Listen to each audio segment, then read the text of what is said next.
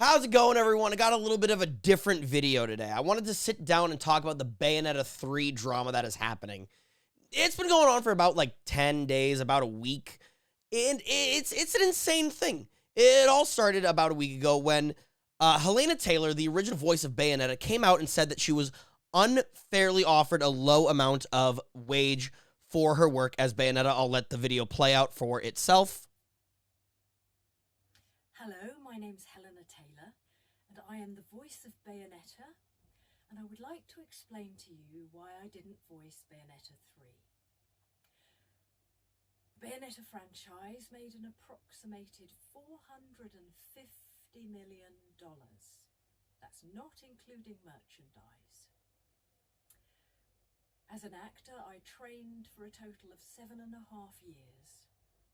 3 years at the London Academy of Music and Dramatic Art, LAMDA, with voice coach Barbara Barkery, and 4.5 years with the legendary Larry Moss in Los Angeles. And what did they think this was worth? What did they offer to pay me? The final offer to do the whole game as a buyout, a flat rate, was $4,000 US. This is an insult to me. The amount of time that I took to work on my talent and everything that I have given to this game and to the fans. I am asking the fans to boycott this game and instead spend the money that you would have spent on this game donating it to charity. All right, that's basically it. There's 4 parts of this thread. It's insane. I'm going to post the link in the description below if you want to watch all of it. But that first video is really the meat of it and says everything that it needs to say. Bayonetta deserves to be boycotted because they didn't respect the VA and they were paying $4,000. That's not worth it at all.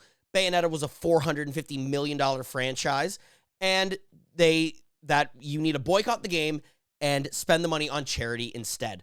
That makes Helena look really good, makes her feel like the hero of the story, standing up to Goliath, which is Nintendo and Platinum Games, 2 monoliths in the gaming space, and certainly can pay their voice actors more than $4,000 for days and days of work. That's what we were all led to believe, and it seemed believable because the developer of Bayonetta seems like kind of a jerk who blocks people on the internet, but that's neither here nor there. It doesn't really matter. I'm going to tackle the $450 million thing on Bayonetta. I don't know where she got that number. If it doesn't include merchandise, I have no idea where she got that number. Bayonetta always costs $60, and everything that I've seen in the franchise, there are 2 games. Bayonetta has sold 1.35 million units worldwide. Bayonetta 2, a very similar number. I lost the place. Oh my God. I'm bad at this. I'm so bad. 1.04 million copies worldwide. So there was a drop off. I don't know where they're getting $450 million because maybe I'm bad at math. Maybe that equals $450 million. I don't think so. I could see it making $450 million if you include Super Smash Bros. Ultimate, a game in which Bayonetta does appear and is a part of the game. Bayonetta has become a giant character. She's become a staple character. When you see Bayonetta, you're expecting to hear Helena Taylor's voice. So I understand wanting to get a little bit more money. But I feel weird including Super Smash Bros. Ultimate in this list because if you're buying Smash Brothers, I don't think anyone's buying Smash Brothers to hear Bayonetta or to see Bayonetta.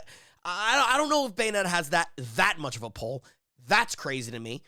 But $4,000 is downright insane. It sparked a lot of controversy on the internet, people boycotting the game, people canceling their pre-orders. It got so crazy that Platinum Games, the makers of Bayonetta, actually responded to it. They said, "We at Platinum Games offer our sincerest appreciation to everyone who's contributed to creating the Bayonetta series over the years, as well as the community that has served as its foundation." That's true. It's a game that has a very dedicated fan base. I see it on my Twitter post all the time, and I don't even like Bayonetta. I don't really interact with the franchise. I don't like the gameplay style. It's just not for me. We give full support to Jennifer Hale as the new Bayonetta and align with everything in her statement. We ask the people to refrain from any further comments that would disrespect Jennifer or any of the other contributors to the series.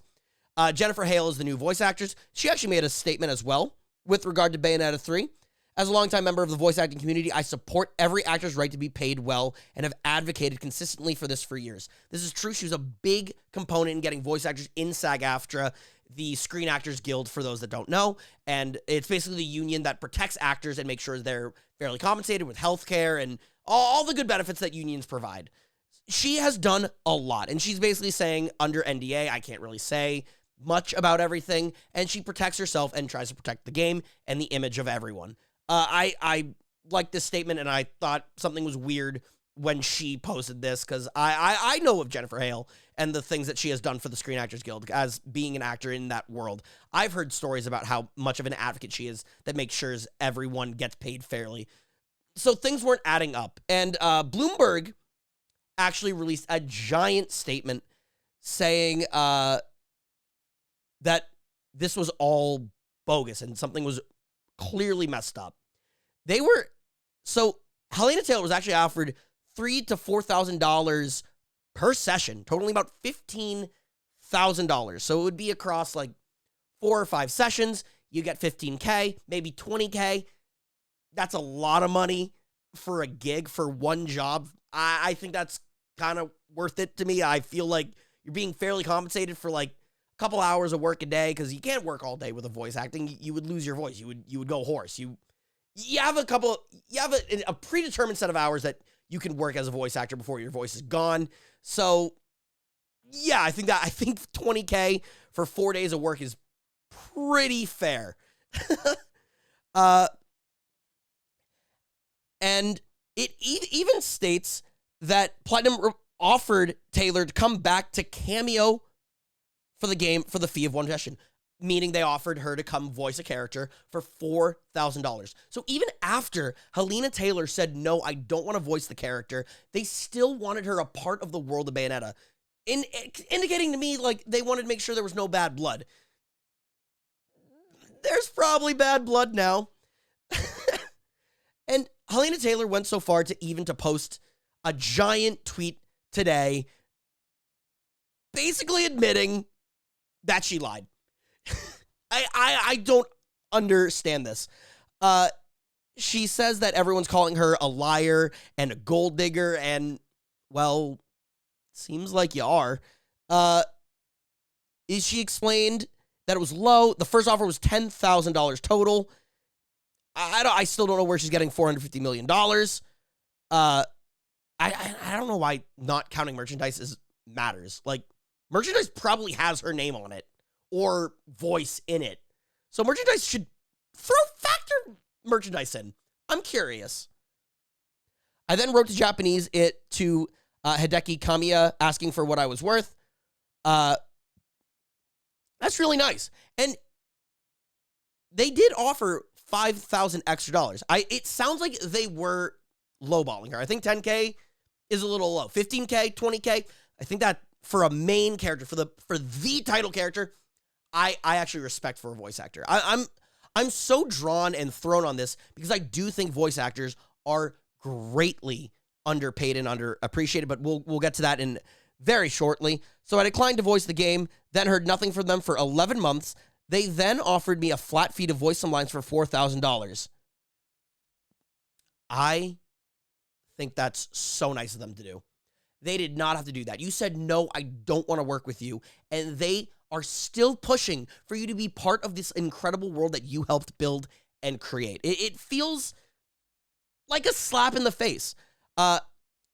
She asked for $250,000. She even says how much she asked for. $250,000. I think that's crazy. I guess I don't really know what voice actors make per game, but I don't really think it matters. I mean, I still play games where there's no voice acting whatsoever, and the characters make little grunts. I don't think anyone needs voice acting to make and sell a game. What matters about games are the gameplay and the game design and the graphics. The acting is nice and the actors should be respected, but $250,000, that That seems crazy. For 4 sessions, for a session, that seems crazy to me for a video game, in my opinion. I could be wrong here. I could be crazy, but maybe I'm wrong. But maybe I'm wrong. It's so tough. It's so tough, you know, to see. Because on one hand, yes, she lied to us and she misled people, implying that she was paid $4,000 total fat-free, flat fee. That's wrong. That's not true. That's not correct. She was offered $20,000, $15,000, somewhere between $15,000 to $20,000, and then offered $4,000 to just voice a cameo appearance. That is incredibly generous, incredibly kind, in my opinion. I think that's fair. We do live in a world where voice actors are completely underrepresented and disrespected in our Western world, in America specifically. We have a Mario movie coming out where Mario isn't the voice of Mario. We have Chris Pratt. You look at that and you say, yes, I'm here for voice acting rights. And then this happens, and I feel like it hurts all the voice acting community. Because now it feels like the boy who cried wolf. There's no wolf. No one did anything wrong. They offered you a lot of money, $15,000 to $20,000. She says in her tweet that she was paid £3,000 for the first game. That is low. That is very low in my opinion. But it's the first game. It's a new franchise. I'm curious what she got paid for the second game, but I don't know. It hurts.